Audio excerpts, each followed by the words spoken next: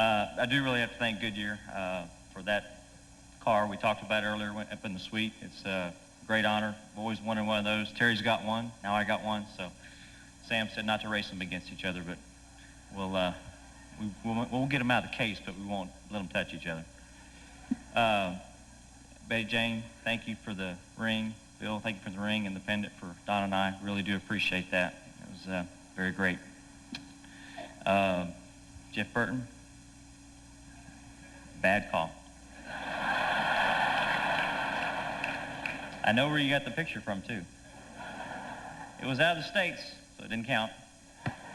And we drove it in, so it don't go on the resume either. And I had a lot of help. Gary Nelson was there to help me fix it. Wow. Finally, the last one to speak. I'll try not to go over my allotted time, but I might. So, the reality of being the Winston Cup champion has started to sink in this week. It really has. My wife and I had dinner a couple weeks ago, and we began to reminisce, and I realized how blessed I am to have been influenced by some really wonderful people. And of course, I'd like to share some of them with you now, but bear with me. I'll try to spare you on all the details. Of course, I have to start with my dad. He loves to tell the story about me falling asleep when I was driving a quarter midget at the age of 4.5 in a school parking lot. I guess you saw some potential in me at that age. And as for Terry, I grew up watching and admiring his driving style. Back then, I never knew how much of an influence he would make on my life. After moving to North Carolina, I raced go-karts when I could afford to.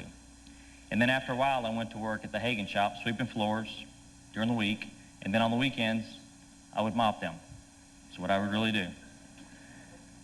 From there, I went to work full-time and sure did learn some valuable information from some great people, really great people. We were able to win the championship in 1984, and my, things sure have changed since then.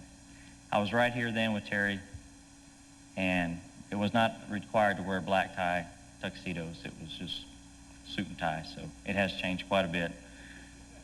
Very long time ago, but really cool. While working at Hagen's in 1986, I tried to race at Orange County in North Carolina and didn't do very well. And I remember one night, the Busch Grand National cars were there, which was the night Dale Jarrett won his first Busch Grand National race. I stood in line with the rest of the fans just to shake his hand and tell him I thought it was cool that he won that race. Remember that? I know you did.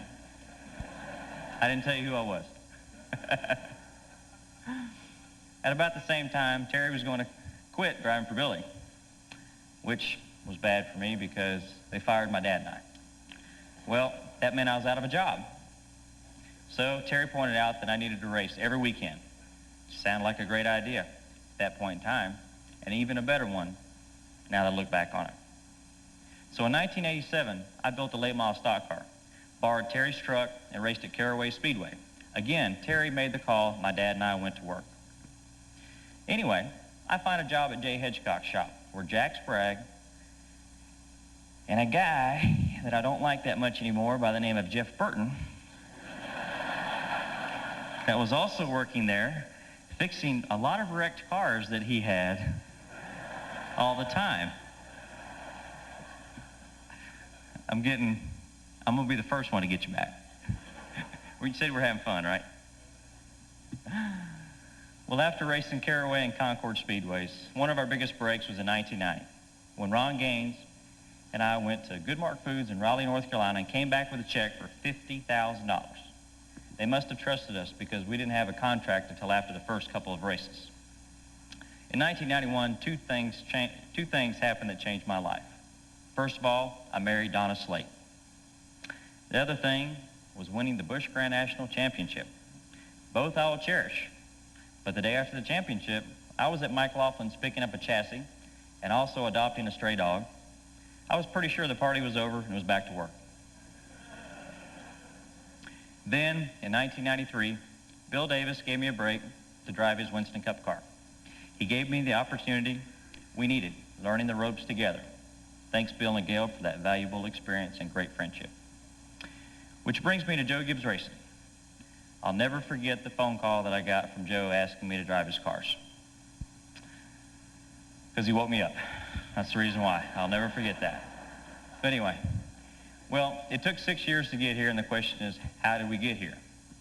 I think the answer is hard work, determination, perseverance, chemistry, never give up attitude, and the direct intervention of God. Now to the people that pay bills. We've got a bunch of sponsors. My car looks more cluttered than a voting ballot in Palm Beach. It does. Interstate Batteries. Norm and Tommy, you guys signed with Joe 9 years ago when he didn't have a car or a driver. We weren't sure if you were visionaries or crazy, but now we know that you are both. Seriously, thanks for just being great, both of you. Thanks. Everybody, Interstate Batteries. MB&A, only do things first class, a great group of folks. Chef Boyardee, Tyler's favorite. Circuit City, all those in-car cameras, everywhere. Ditch Witch, hi to everyone in Perry, Oklahoma. Pontiac, wider is still better. That car that came out tonight, that's what it's going to be next year. Food Line, our first associate sponsor. Coke keeps me and the guys refreshed and sticky in Victory Lane. Wix, on board since 1993. Daewoo, great equipment. Goodyear, keeping me stuck to the track. Champion, the best spark plugs. Cintas, a great company. Easy Care, always enthusiastic. Always enthusiastic. Hewlett-Packard, computers and software. Gum Out and Pennzoil, keeping my engine happy. Mac Tools, the crew guy loves them. Sickens for the bright interstate green paint. Action, giving the fans the best licensed product. Nike, for keeping us running fast. Pfizer, for keeping us healthy. Planners, great products and great friends. Hasbro, how about that game? Seen it? And Oakley, for hooking up all the guys. Thanks to every one of you. Andy, RJR, and everyone at SME, this week has been tiring, yes, and very special. You guys have been so supportive to everyone in NASCAR. Your continued help over the years have helped our sport grow and succeed. And this trophy, well, you know what I mean. You really know how to make a champion feel real special. You can't talk about good people without mentioning Bill and Betty Jane France and everyone at NASCAR. First of all, Bill, it's great to see you back. And thank you for providing us with a great racing series. Brian, Lisa, Jim, thanks for having the vision to continue to grow our sport. Mike Elton, I look forward to your continued leadership, and I know that the ship will run smoothly with Gary, Kevin, and George. I want to thank the 125 or so employees that work at JGR. I'm a very small part of this race team, and these people don't get enough credit for their hard work at the shop and time away from their families. They're all truly special to all of us. And they are in the overflow room somewhere over there making a lot of noise right now, and Bucky is probably passed out.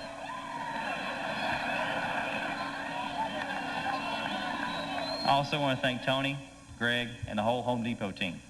Since you guys have come on board, JGR has become a team that everyone is watching. Oh, and thanks for not running over me this year. Pal. Seriously, thanks. And I know you'll be up here one of these days as a champion. I really do. Thanks to Mark Cronquist and all the guys in the engine room who built it from scratch over the last 4 years to the best in the business today. Mark, I'll never forget that first race you won. A special thanks to all guys in the balcony. You guys have done a great and consistent job all year long.